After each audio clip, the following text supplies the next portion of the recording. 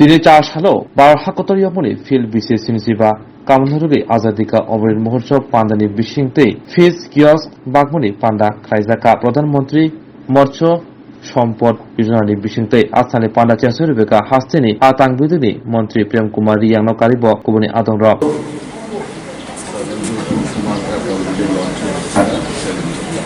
তো আমরা সরকার এটাই চাইছে যে ব্যবসায়ীদের সুযোগ দিতে গিয়ে বিশেষ করে শহর অঞ্চলে, গ্রাম অঞ্চলে সেটা চলবে না। শহর অঞ্চলে আমরা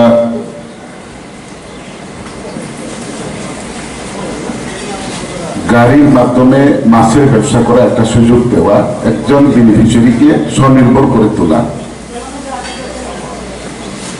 তো সেই ব্যবসা করতে গেলে আমাদের গণবসতি বা শহর অঞ্চল লাগবে, সেদিকে দৃষ্টি রেখে সমস্ত রাজ্যে যেমন কুমারঘাট অলরেডি হয়ে গেছে, তো ধর্মনগর, উদয়পুর, আগরতলা এবং যেখানে আমরা করেছি বা দিয়েছি এবং যেখানে এখনো দরকার বলে আমাদের ধরা আছে সেখানে আমরা দিতে পারিনি, সেটা সরকার চেষ্টাতে আছে আগামী দিনে কিভাবে সেটা ফিল আপ করতে পারি।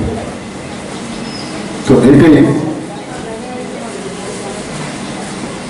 আমরা তো শুধু ফিশারি ডিপার্টমেন্ট হয়তো বা মাছের চারা দেবে, ফিশারি খনন করবে, ব্যবসা করবে, সেদিকেই আমরা শুধু জানি।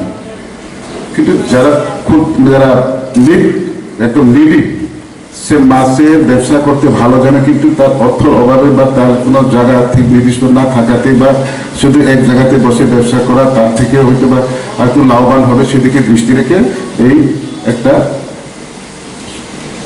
সরকারের একটা দৃষ্টিভঙ্গি এবং সেটা এখন কতটুকু সফল হয়, আমরা যেহেতু শুরু করেছি দেওয়া, সেটা কতটুকু সফল হয় এবং সেটার মাধ্যমে সেই বেনিফিশিয়ারি কতটুকু বেনিফিট লাভ করতে পারে সেটা আমাদের দেখার বিষয়।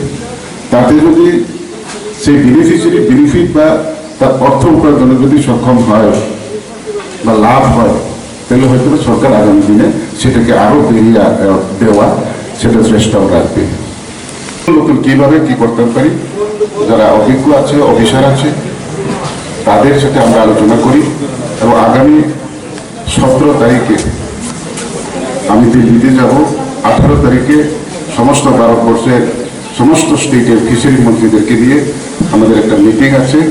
তারপরেও মিটিংয়ের পরেও আমি দেশের যে মৎস্য দপ্তরের যে দায়িত্বে আছেন মিনিস্টার, ওনার সাথে আলোচনা করে আমাদের রাজ্যে আরো বিজ্ঞান প্রযুক্তিতে আরো কতটুকু কি করতে পারি সেই বিষয়ে নিয়ে আলোচনা করবো। দপ্তরের অফিসারের সঙ্গে যাবে।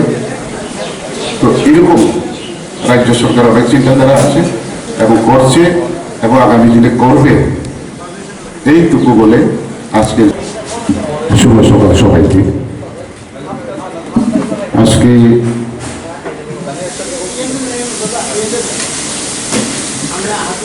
মৎস্য দপ্তর ত্রিপুরা রাজ্যের উদ্যোগে, ত্রিপুরা সরকার মৎস্য দপ্তরের উদ্যোগে 75 বছর আজাদীকা অমৃত উৎসবকে সামনে রেখে আজকে ছোট্ট একটা অনুষ্ঠানের মাধ্যমে আমাদের রাজ্যে শুধু মৎস্য চাষিদের নয়, যারা মৎস্য ব্যবসায়ী বা উদ্যোগীরা যারা ইচ্ছা আছে তাদেরকেও আমরা কিভাবে সুযোগ দিতে পারি সেদিকে লক্ষ্য রেখে আজকে আমরা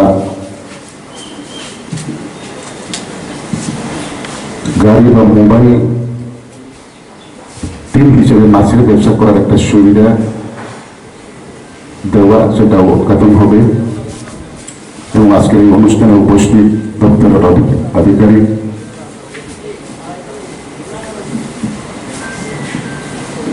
শ্রদ্ধেয় দিলীপ কুমার চাকমা মহোদয়, কিছু আলোচনা করার তো নেই। তো দপ্তরের যে উদ্যোগ বা সরকারের যে উদ্যোগ, আমাদের রাজ্যের কিভাবে মৎস্য দপ্তরকে এগিয়ে নিয়ে যেতে পারি এবং এই দপ্তরের মাধ্যমে রাজ্যবাসী বা ব্যবসায়ী বা চাষি সবাইকে কেন সুযোগ দিতে পারি, আগ্রহ করে তুলে ধরতে পারি। যেমন বড় বড় হোটেলে মানে অনলাইনের মাধ্যমে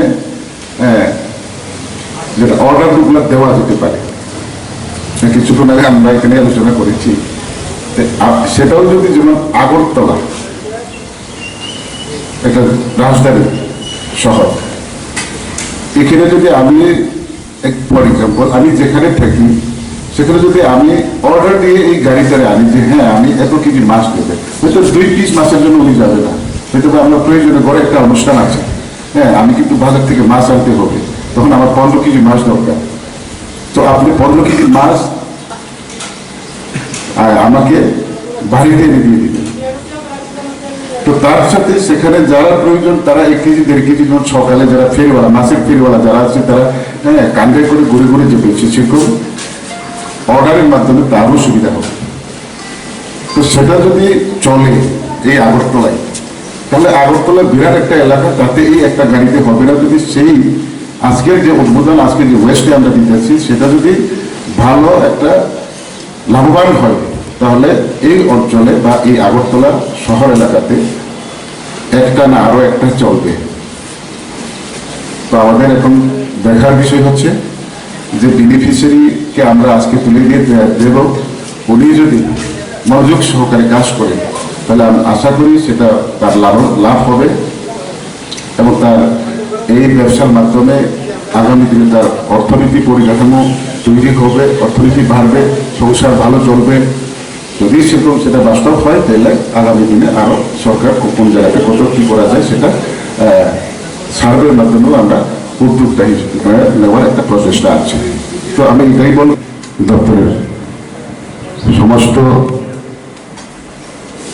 আধিকারিকগণ এবং সমস্ত দপ্তরের যারা নিযুক্ত আছেন এবং মিডিয়া বন্ধুরা এবং উপস্থিত আছেন সবাই সকলকে আমার ব্যক্তিগত তরফ থেকে এবং সরকারের পক্ষ থেকে আন্তরিক অভিনন্দন জ্ঞাপন করছি।